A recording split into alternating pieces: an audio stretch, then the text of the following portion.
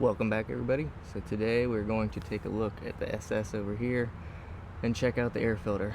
I haven't done it since I bought the car a couple years ago, maybe about 3. That's bad. It wasn't in good shape when I got it. I had to clean it. So sure, it's not very good looking. Let's get to it.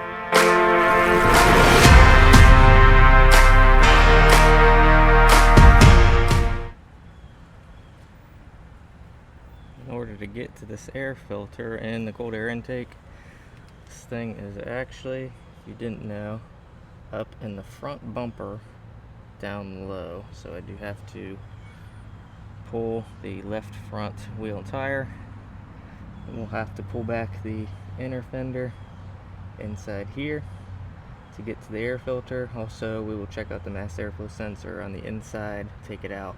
It probably needs clean too. It's just a good habit to get into once a year or so, just to make sure it's getting all the right readings, because they do get dirty from the air outside. Other than that, a little backstory. So when I did get this car, they had the coilovers dropped pretty much as low as they could get it. So they had the wheels tucked up in the fenders. So their thought process was to remove the inner fenders in order to get as much tuck and not rub on the inner fenders.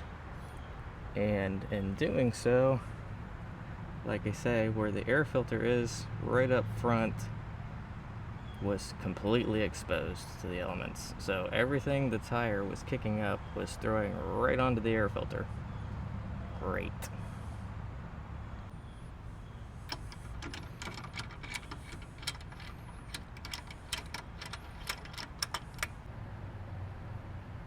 Alright, I got some of these screws out of the inner fender here and the clips. This is kind of not factory here. This is part of the old one that was left. And the new ones, all you can find in the aftermarket is a really flimsy inner fenders that don't quite block much of anything, so I kind of made the two work together. So let's get this piece out of here, see what we're looking at.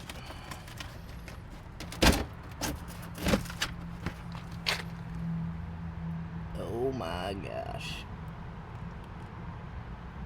That's not good. Well, guys,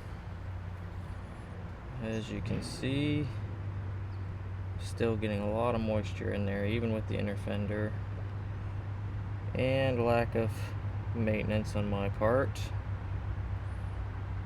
This is kind of, it wasn't this bad before when I got it, but it was starting to rust. But when I cleaned it and re-oiled it, I was hoping it would hold up, but it's been a while, and as you can see, it is literally disintegrating. So we're going to have to place an order. Alright, so it's about a week later.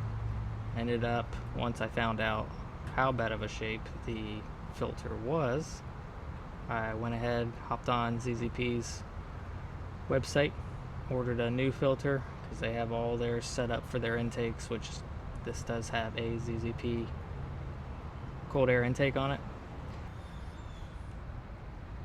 So I'm sure you can tell pretty big difference here.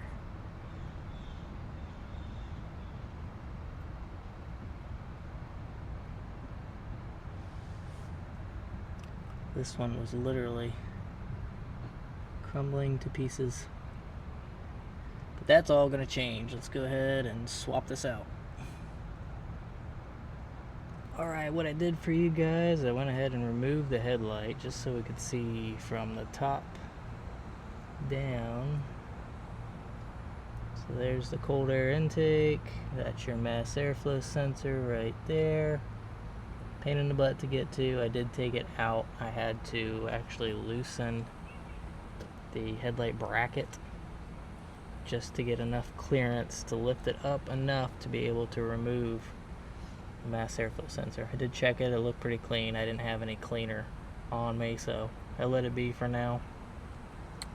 But that's where all that is. Got the new air filter down there in place. As you can see, it routes up through. and over, connects there. So just showing you that. I'm gonna get this bolted back together. There's another angle of the new filter. I'm curious to see if I can actually feel a difference, because that filter was pretty bad. I was already getting pretty decent gas mileage. Watch, it'll probably go backwards. So there you have it.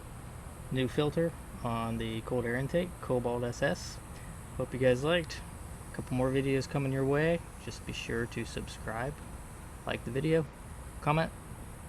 Catch you on the next one.